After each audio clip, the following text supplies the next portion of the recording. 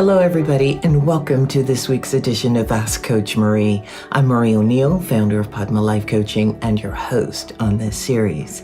This is a place where you ask a question and I give you my unique opinion as a life renewal coach, astrologer, and past life regression facilitator. Please know that I am not a therapist and I will never tell you what you must do. Each week on Friday, a new video is released with me answering 2 questions from the viewers. I also talk about various other life renewal topics. So let's go ahead and get started with the questions for this week.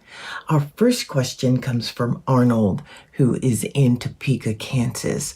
Arnold writes, "My birthday is next month, and my wife wants me to have an astrology reading. I don't believe in astrology, but I'll do it to make her happy. What happens in an astrology reading?" Wow, that's a wonderful question. Thank you for asking it. And I'm sure your wife is happy that you've agreed to have an astrology reading.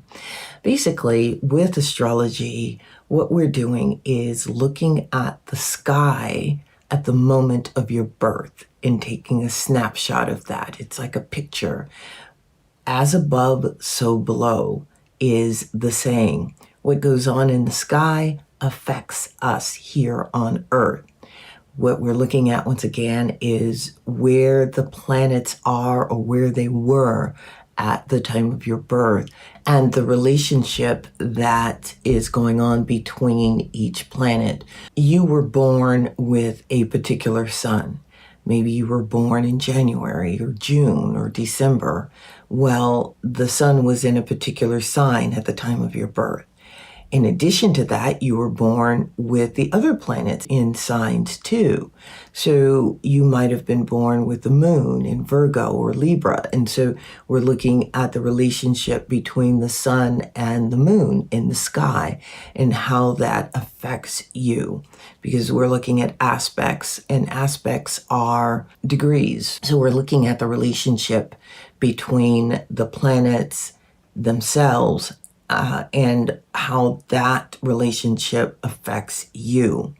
When I use the term how the planets are affecting you, I'm not saying that the planets are dictating how your life is going. It is not, because we all have free will. However, everything is energy, and the planets have energy. When we look at the moon and how it affects the tides in the ocean, we are also affected by that energy, meaning that we all have certain propensities, we all have hopes and dreams, we all have a way that we are going through life. And the planets are there giving their energy to help us on our life's trajectory. So I'm happy that you are going to have an astrology reading. Please send me a note to let me know what transpired. All right, we are going to talk about the types of astrology, and the reason that I'm talking about that today as the topic is because of the question that I just answered from Arnold, who is in Topeka, about astrology and how it works. There's many different types of astrology.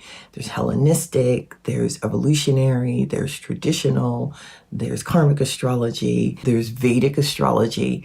And what happens is the focus of the astrology reading is different based on the different types of astrology.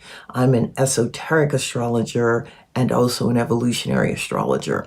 What that means is when I'm looking at your chart, I'm looking at the evolutionary intention of the soul. What is the soul's intention?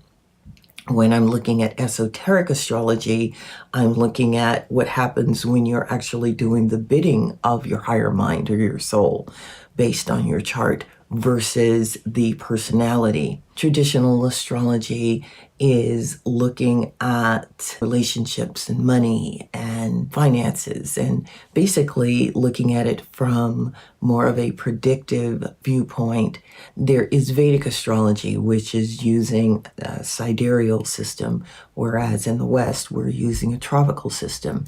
And that just means that in sidereal, you're looking at where the planets actually are in the sky at any moment, whereas the tropical system is looking at astrology based on the seasons. Now, that's a long subject, but just know that there are a lot of different astrology systems out here, and you, of course, want to find one that fits you. Try out various systems and see what resonates with you. A lot of times, the general public really doesn't know about the different types of astrology systems out here. And that's okay, but it's nice to have a bit of education about what is available. All right, that is the topic for today. Let's get going with the second question. And our second question comes from Megan, who is in Astoria, Oregon. Megan says, I love living by the Pacific Ocean and wonder if what I hear is true, that there are water spirits. Is this true? And if so, how do I learn about them? That's a very good question, Megan. Thank you for asking it. And yes, there are water spirits. Water spirits are a part of nature too. I mean, there's spirits that are on the land and there's spirits in the water. You can talk to them.